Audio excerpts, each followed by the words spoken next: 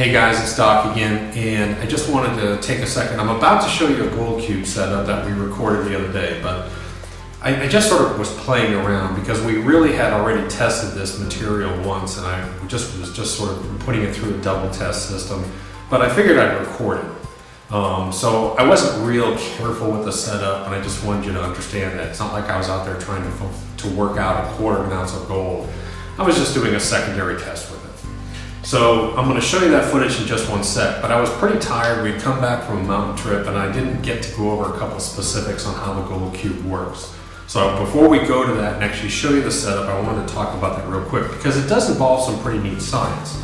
And as you know me, I'm the idiot guy that sort of looks at the science and says, okay, I'm an idiot, I need to understand it, so how can I explain it so other people can get it real easily? It's kind of a gift, being an idiot. So, when you look at the gold cube tray, you're going to notice something about it, and I hope you can see this. I sort of put up some cardboard, hopefully that you can get sort of a reflection on it. But you're going to have a slot side, and this slot side has an opening in it over here.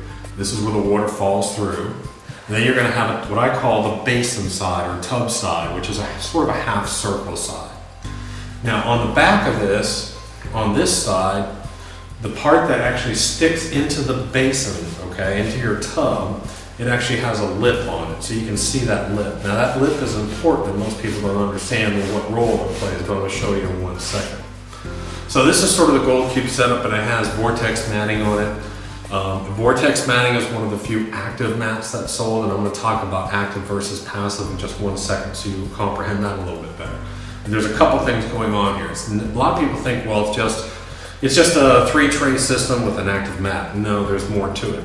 So first I'm going to go over, yes, it uses the vortex mat. Vortex matting requires you to screen down to 1/8 of an inch. So that's important to understand.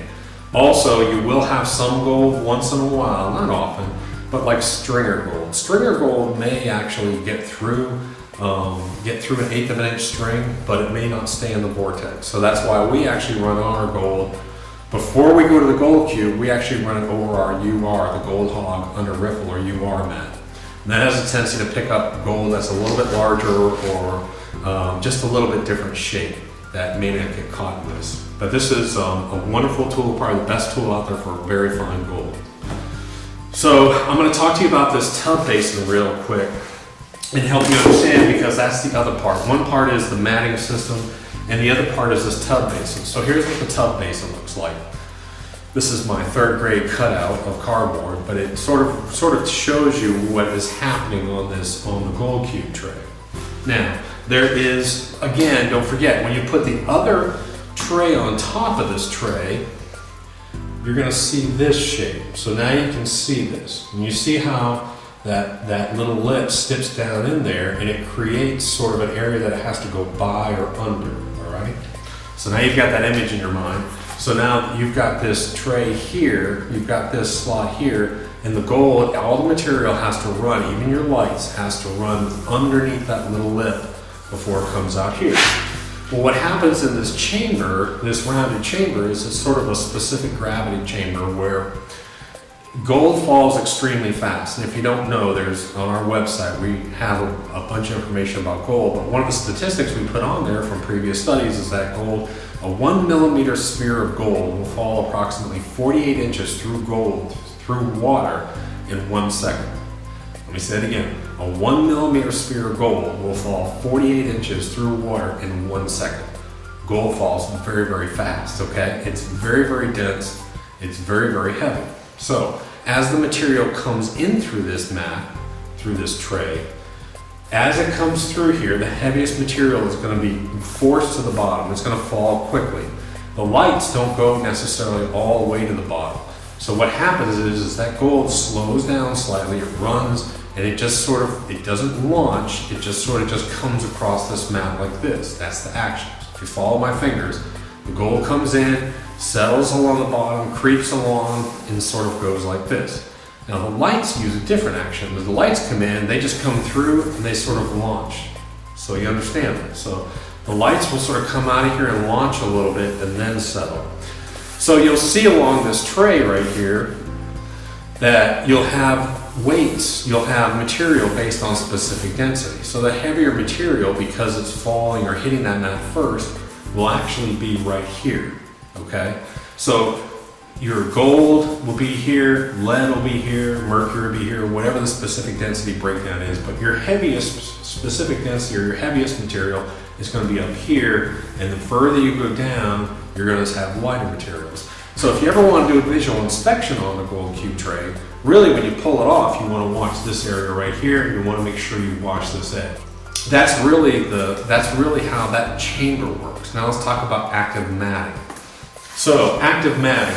The vortex mat is a really good mat for fine gold. Of course, it has its limitations. Its limitations are that it really doesn't catch long gold or gold over 1/8 of an inch. So there's some gold that will escape it, there's not much. But I wanted to talk about active matting real quick. Of course, this is a great time to talk about the Gold Hawk mat system, but an active mat, and here's a blow up. Let me grab real quick.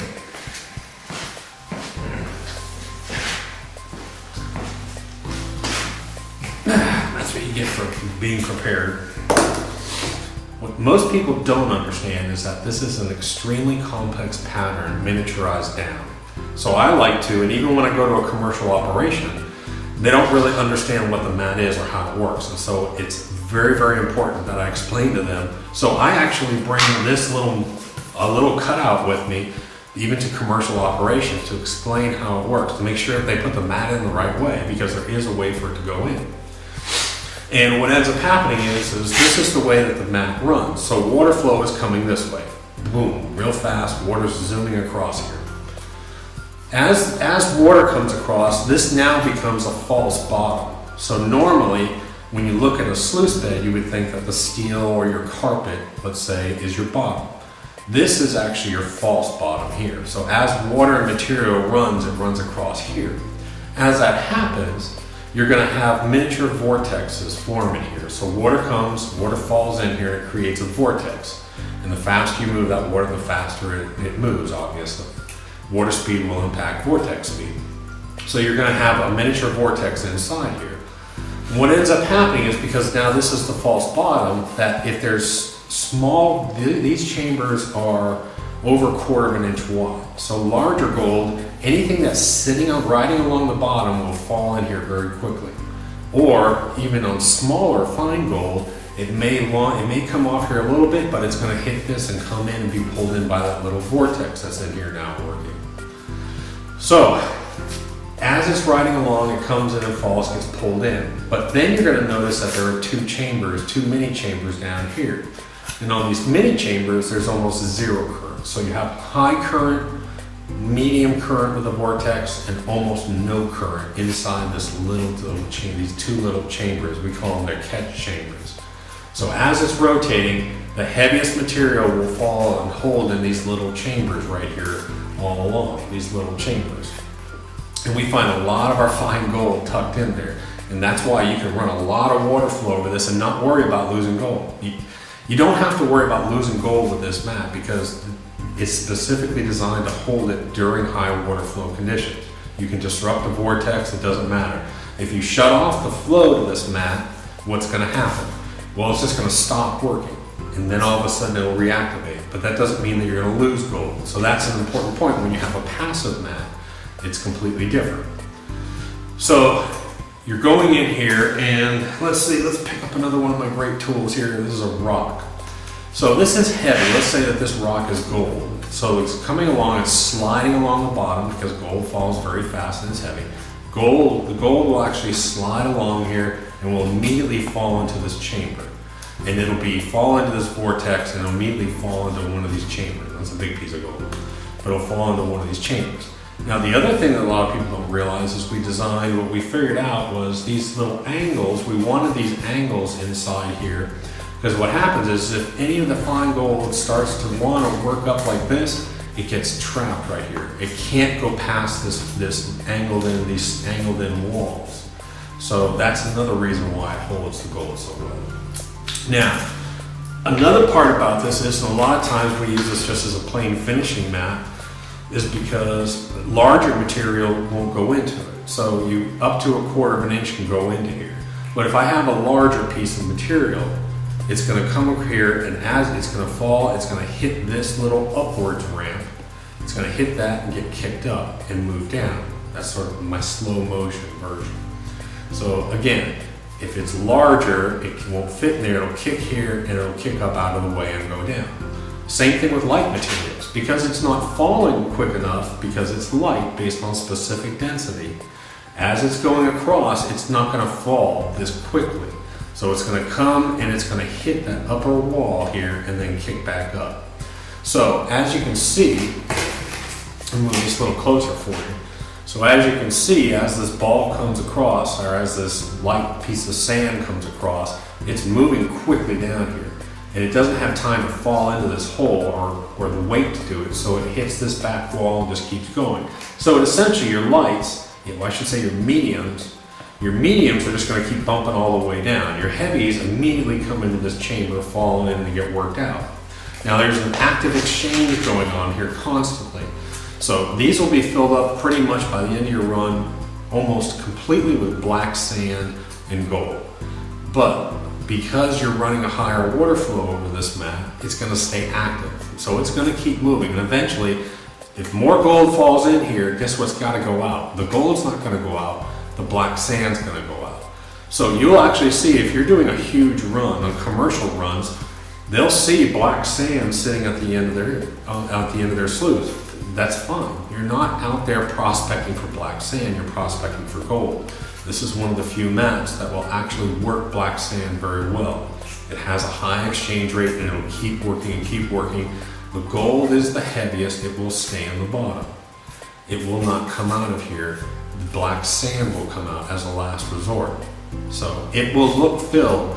After, let's say you're prospecting, you're running buckets, and you run 10, 15 buckets. If you were to shut your sluice down, you'd say, oh, my mat's full. Well, that's the way it's supposed to be. It's supposed to collect those black sands and work that heavy exchange system. So that's essentially what an active mat does. And the same thing occurs on the gold cube. That this is an active, vortex is an active mat, and it stays active. And it's just a much more smaller for fine gold. Now we catch a lot of fine gold in the gold hog mat. We catch -100, -200 gold in here constantly. And so that's why we like the gold cube, because we gotta have a way to get that gold out of that black sand. So that's why we love this the gold cube. We use it, and like I said, every commercial operation that we go to just about has a gold cube sitting there to work their fines. And we're catching a ton of commercial operations now that we're working with. They take this, sorry, again, I'm not prepared. Let me try and find a piece of expanded metal real quick. Ah, man, what a clutter. All right, so here's an actual mat that we've used in one of our test sluices. We've actually used this in the field as well too. So here's one of our mats. So what we like to see is take this mat and then let me use the silver one so you can see it better. And then we're going to put expanded metal 1/2 inch over this mat. So that's what you're going to see. You're going to see 1/2 inch expanded metal over the UR mat.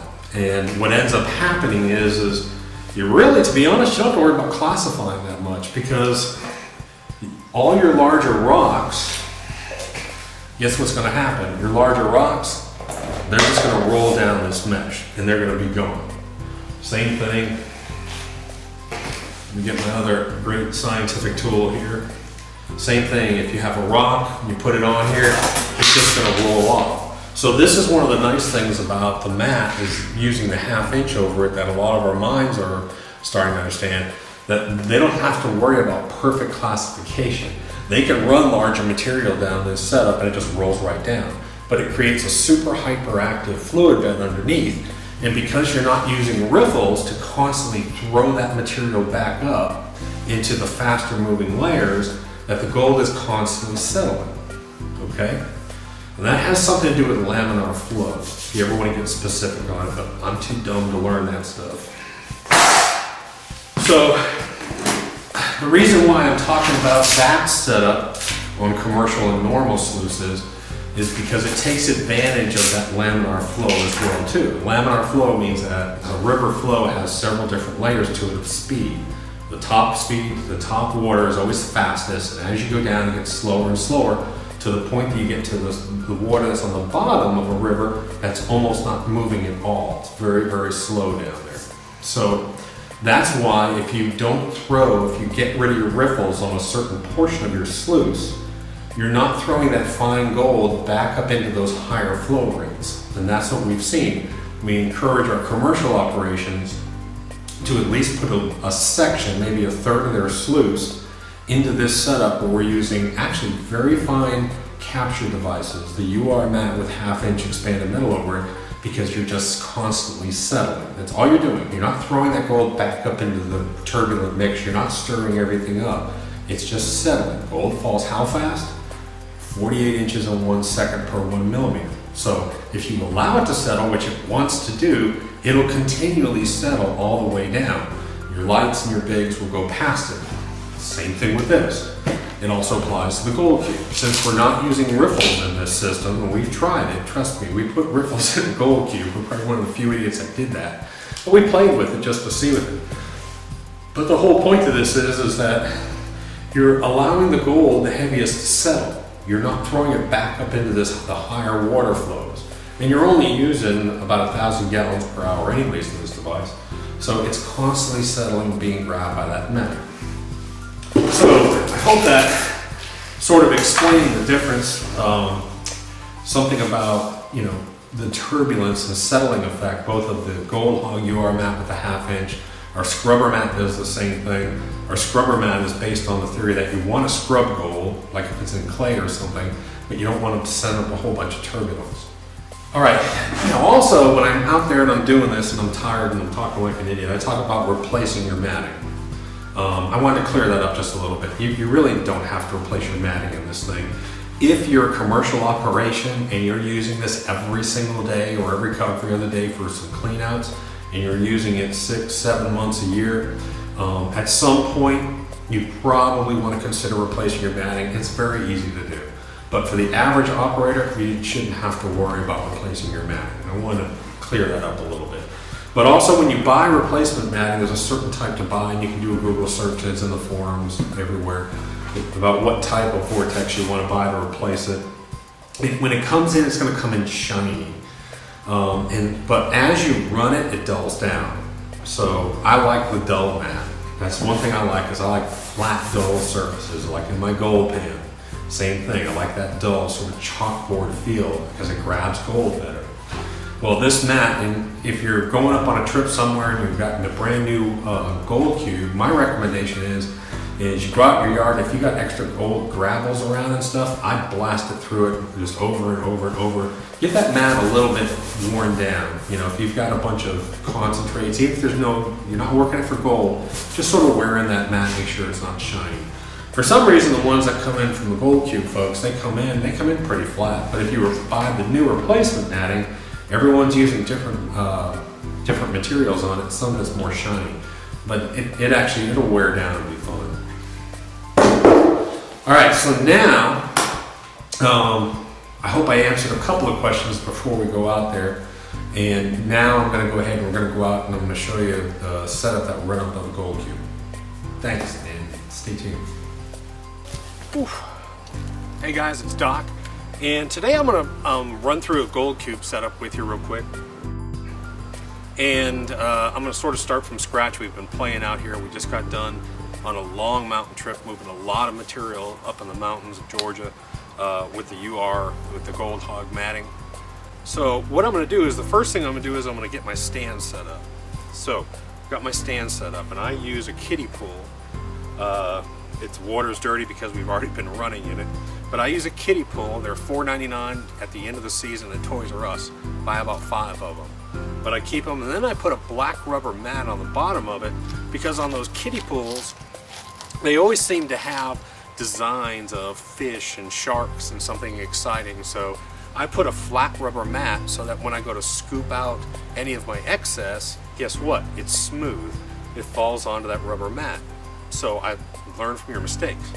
So kiddie pool, black rubber matting, smooth, not V-rib, and if you have V-rib sheet or something, just turn it over so you get the smooth side. So that way you get a flat shovel and you can clean it out easy and don't have to worry about all those little bumps that they put in for safety for the kiddies. So I've got it on my stand. The first thing I'm going to do is I'm going to put a little water in this canal. I put about a quarter of a cup or eighth of a cup, just a few tablespoons. And what I can see from this, and the reason why I do this is I've got most of my water on the left-hand side of my gold cube. Okay? So I know that the water, so I know my gold cube isn't level. So the next thing I'm going to do is I'm going to level it. So I'm going to drop down this side a little bit, and I'm going to bring that water line to level. So now I'm level. That water is even all the way across. So that's a good tip. So now that I've got my water even, I'm going to check it, and I don't have any rock in here. If I had rock, that means I need to let some of the leg go loose. Make sure your nuts are tight, and that's the only bad thing about these kind of leg systems. No matter what you get, you got to make sure they're really tight, because you'll get it stacked up and all of a sudden it'll slip over. So really tighten it up. So the next thing you're going to do is make sure you got the tray in the right way. Big mistake sometimes. The reason why I say that is because you want to have your last tray dropping into it. Sometimes you get it all wet and soaked and stacked up and you realize that you're backwards. So make sure that the last tray hole is over your tub. Another good trick.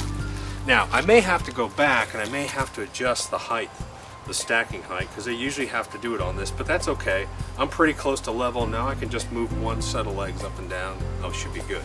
So now I'm going to take a hose, and I like to put it on a full shower, powerful setting to blow water into this vortex. It's very important. If you don't do that, you're going to mess the system up. So I'm going to go in here.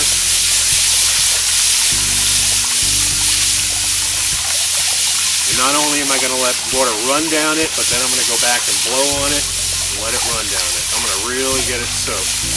Pull back a little bit. Now I really don't see that many bubbles, so I'm good. So now I'm going to take my next level, and of course the next level with the slot goes into the hole. That's what you usually want to think, slot to hole. Excuse me, slot to tub, slot to tub. So as you're looking at it, this is going to go in. Well, mine's kind of old and beaten up, so you have to excuse me. Sometimes I got to pound it. Now this is one point that I wanted to make too. We actually did some testing in this, and we pulled this level of vortex out of the gold cube on this tray. And all we did was we ordered more vortex. We used I forget the name of it, but it's a spray glue, spray contact cement. We cleaned it off, sprayed it both sides, put it back on, and you cannot get this off. So you can replace it. And I'd probably recommend if you use it a lot, maybe every year, if not 2 or 3 years, replace your vortex matting. It's not that expensive relative to the cost of the unit and losing gold. So again, slot to tub. That's all I say to myself, slot to tub as I'm setting it up. Pack it on there, and I can tell already I'm going to be off, so I'm going to have to adjust that. And what did I forget to do? I forgot to wet it. So again, get it all wet.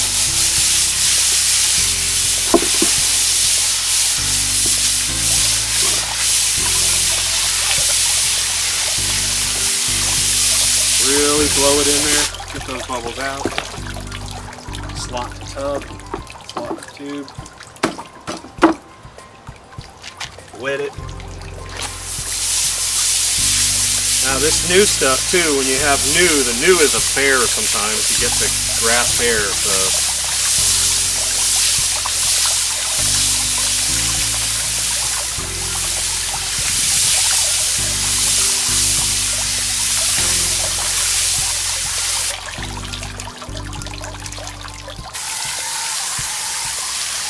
sometimes I just like to go over it and just put water on and look at it.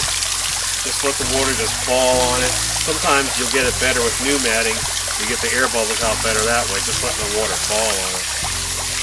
Okay, so I'm looking pretty level here. So I'm going to put my last tray on.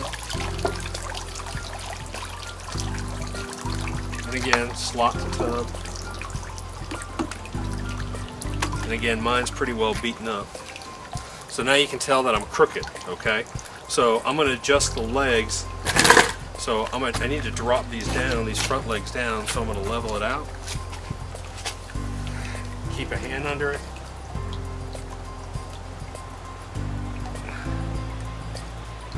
And that's pretty darn close there. It's a little bit deceptive because of the way that the trays sort of are shaped.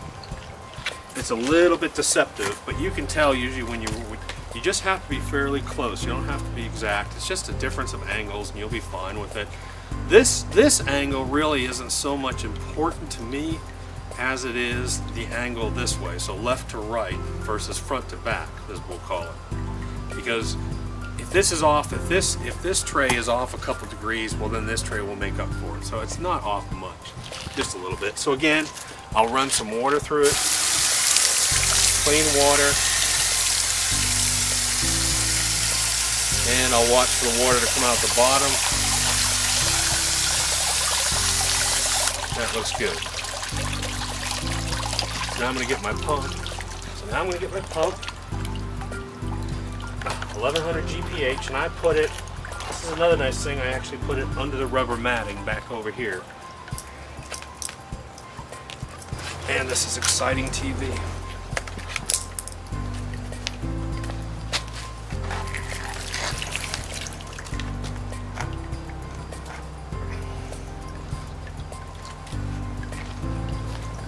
Okay, so now what I'm going to do is I'm just going to take a brick of some kind and I'm just going to put it over my tube like this. That way the pump stays underwater. I've got it underneath this rubber mat, so most of the material is actually going to stay on the rubber mat and not necessarily work around to the pump, so I don't have to worry about that. So let's fire it up.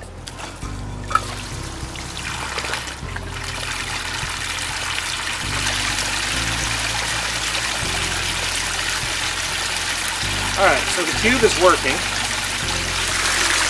but this is what I want you to see. This water is fairly level coming out. It's not just a whole bunch on the right or a whole bunch on the left. I have pretty much even water disbursement coming out of here, and that's what I want to see. So I'm going to start feeding some material through. Okay guys, I'm back, and I'm going to show you the lazy man's way of screening. And I usually wait till I get the gold hog set up, and all I do is I get everything ready. I get a bucket, my 1/8 inch screen. Okay, so I've got my cons, bucket, screen. Now I'm going to plug the gold cube in. Okay, so now the gold cube is running. Good little warm-up session.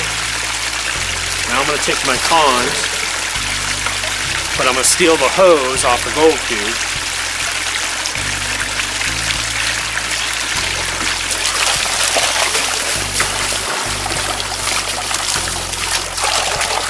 Just a little bit. Keep that water flowing back into the tub.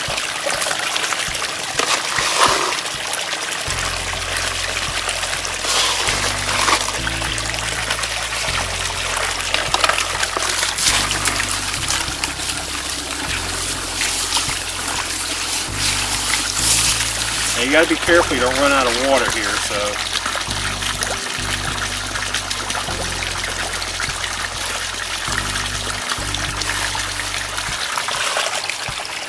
Now I'm going to take this off, put it over here for a second. I'm going to dump this water back in.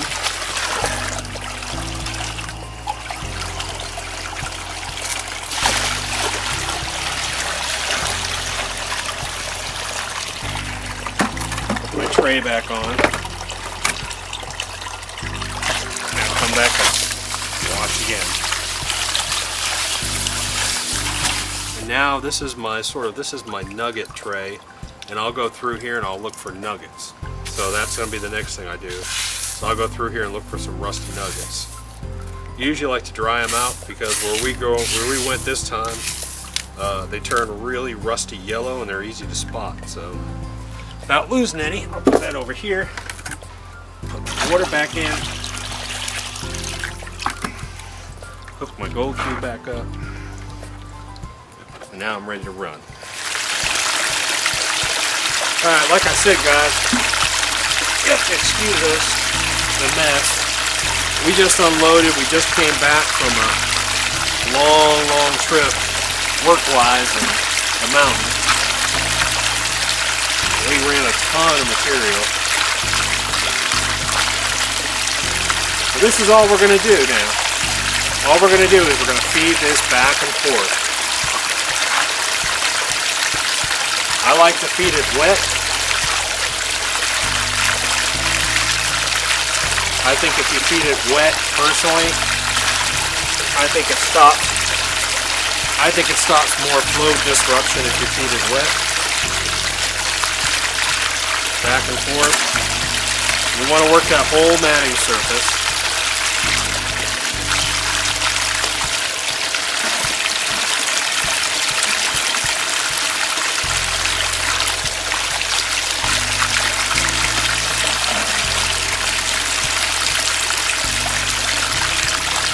Now again, we've already put this through one stage of work, and I'm really just going through here, just double checking for some fines.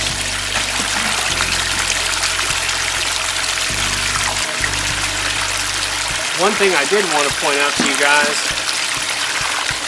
is that we're up in the mountains. We moved a ton of material with over the UR mat, the Gold Hog mat, and we found a ton of -100, loaded with -100, -50s, -30s, everything. We found -200 already, so that's why we're taking the extra step and running this through the Gold Hog, the Gold Cube. But it's a pretty simple operation. It's just a constant flow. It's an active mat, just like the Gold Hog UR mat. You just have to keep your flow rate reasonable.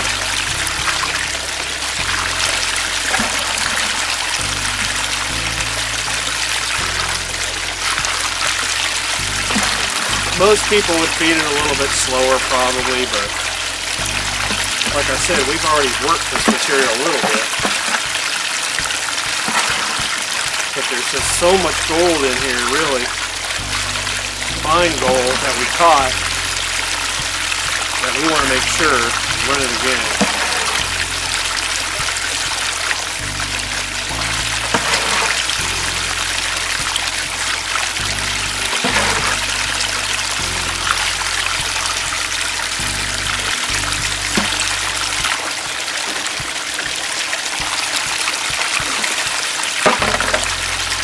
Now, most people are going to let this run a long time.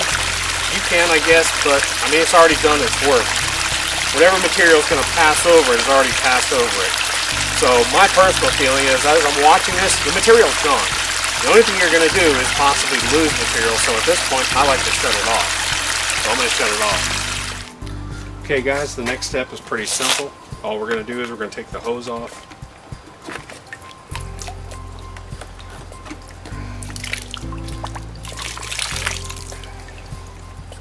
I always like to make sure that right here under this top portion that there's not any gold in it.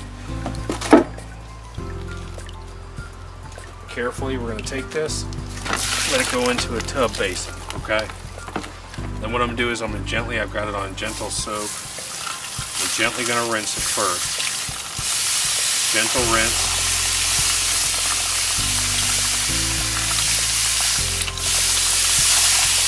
And I'm going to slowly increase the pressure on my hose because you've got to get in there and blow this stuff out. I'm going to go in real tight to the mat, back and forth, and I'm going to blow it out. Then make sure I clean this bottom chamber.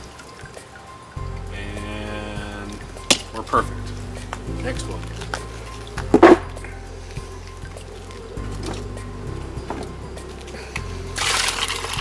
Carefully put it in.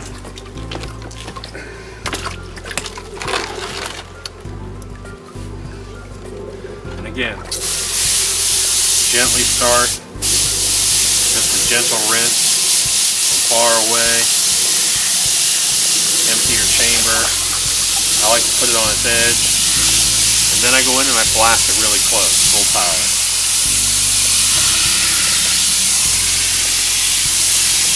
Sometimes you have to go in from different angles too. Get your corners, your sides. Check. And we're good. Next one. Dump it in.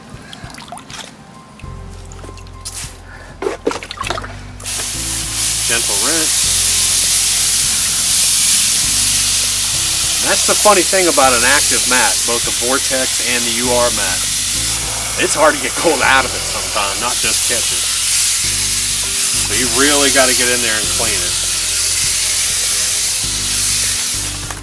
Alright guys, I'm going to show you one more little trick that I have. And it really doesn't relate to the gold cube at all, but again, we just got back from the mountains and went on a trip up there and we moved a ton of material and we caught a bunch of gold. But we were using the Gold Hog UR mat with expanded metal on top of it, and we caught a ton of fine gold. This place that we went to has a bunch of fine gold, placer gold. Minus 50s, minus 100s, minus 200s, all inside this mat. Very high water flow over this 10-inch sluice system. When I say 10-inch sluice system, we use a double sluice 10 inches. So again, lots of water flow as long as it's smooth. The main thing is the turbulence in the system. You can put through a lot of water, it doesn't matter. It's just that gold likes to settle, and we like to see it settle. Take the UR mat, that 1/2 inch expanded raised metal, not flat, and it will just constantly settle and be worked and pulled down into those chambers, and we catch a bunch of fine gold that way. But here's one of my tricks. Okay. How many times you had friends go with you, you have your kids go with you, and you do your clean out, you clean your thing out a couple times a day? Where do you put it? Well, this is my pink bucket. I take one of my buckets and I paint it.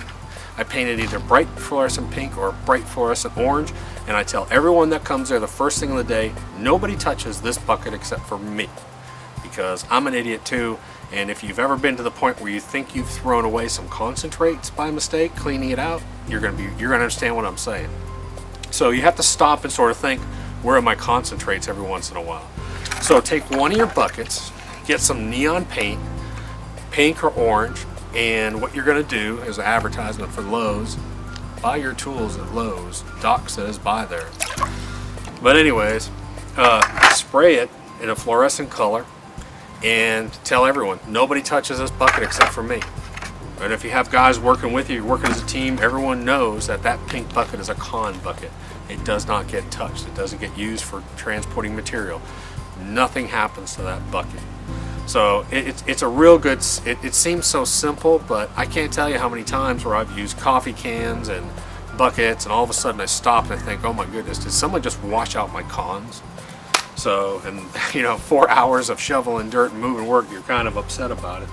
So that's a lot. You've got a lot of gold in there too. But now all I can do is I can take this tub and I can just gently just pour it out.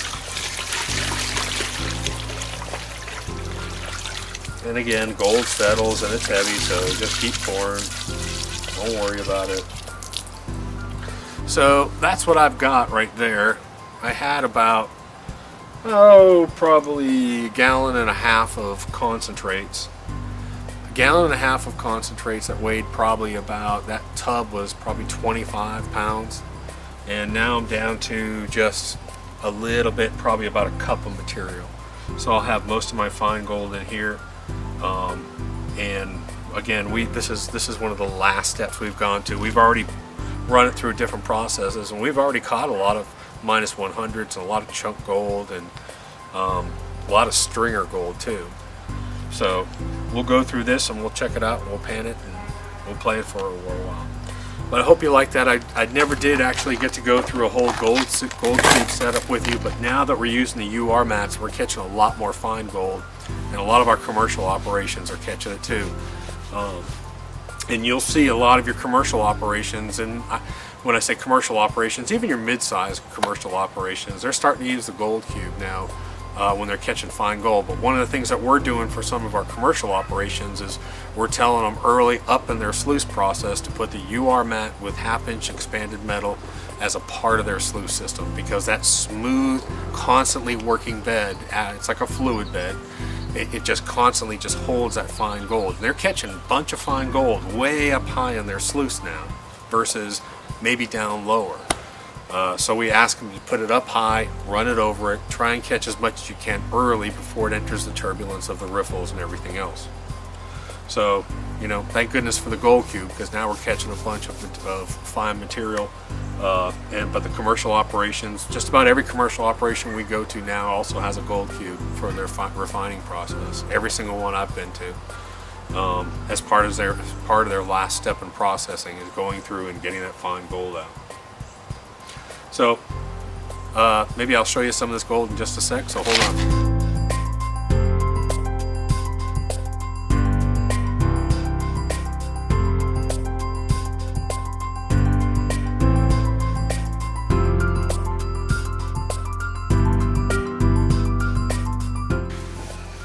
Hey guys, so anyways, I went through the gold cube setup out there. Again, I was tired, I apologize. You know, I'm an idiot anyways, but make me a little bit tired, make me work hard, I get even more stupid. So I hope that you enjoyed that setup. If you have any questions, just let us know. There should be a link somewhere around here where you can buy the gold cube, the gold cube. Click on that link, we appreciate it. And they're good folks over there. We talk to them quite a bit, and we really like them. Very ethical people, and that's important in this industry to us. So, hope you enjoyed it, and don't forget to look at our research papers, some of the studies we've done, and some of our videos that we've got. We've probably got about 5 hours worth of video now on the website, showing not only the UR map, but some different tips and techniques, everything from panning all the way up. And over the next year, we'll be adding probably about 50 more. So. If you're really bored, if someone's really got you pissed off, go in the room, shut the door, turn the computer, and watch the videos. Read the study that we put we had a 42-page study that we did over a period of a year on the UR map, not just on the UR map, but actually studying gold, sluices, riffles, everything, and that's how we came up with the UR map and the scrubber map. So go read some of that information, it's pretty good. There's information on everything from classifying to what gold, how it reacts, everything. There was about a 42-page study, but we've only put up, I think, maybe about 10 pages of it. Every week or two, we're refining it, sort of putting up pages as we get on, because we're not real bright. So, thanks again for watching. See you later for Gold Bottle.